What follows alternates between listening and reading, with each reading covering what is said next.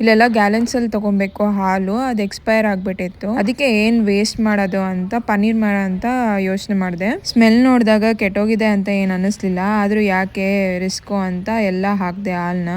ನಾನು ಇದೇ first time ನಾನು ಟ್ರೈ ಮಾಡ್ತಾ ಇದ್ದಿದ್ದು ಪನ್ನೀರು US ಅಲ್ಲಿ. ಹೆಂಗೆ ಬರುತ್ತೆ ಅಂತ ನಿಜ ಐಡಿಯಾ ಇರಲಿಲ್ಲ.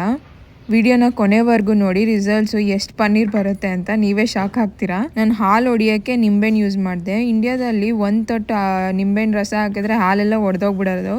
ಇಲ್ಲಿ ನಾನು ಅರ್ಧ ಹೋಳು ಹಾಕಿದ್ದೀನಿ, ಹಾಲೇ ಹೊಡಿತಾ ಇರಲಿಲ್ಲ. ನಾನು ಯಾಕೆ ಹಿಂಗಾಗ್ತಿದೆ ಅಂತ ವಿನೆಗರ್ ಹಾಕಿದೆ. ವಿನೆಗರ್ ಹಾಕಿ ಒಂದು ಅರ್ಧ ಗಂಟೆ ಕಾಯಿಸಿದೆ, ಅವಾಗ ಹಾಲು ಹೊಡಿತು. ಇದರಲ್ಲೇ ಗೊತ್ತಾಗುತ್ತೆ ಅಮೇರಿಕಾ ಪ್ರಾಡಕ್ಟ್ಸಲ್ಲಿ ಎಷ್ಟು ಪ್ರಿಸರ್ವೇಟಿವ್ಸ್ ಯೂಸ್ ಮಾಡ್ತಾರಂತ. ಹಾಲು ಹೊಡೆದಂಗೆ ಪ್ರಿಸರ್ವೇಟಿವ್ಸ್ ಹಾಕಿದ್ದಾರೆ. ನನಗೆ ಸಾಕಾಗೋಯ್ತು. ಎಷ್ಟೊಂದು ಟೈಮ್ ತಗೊಂತು ಇದು.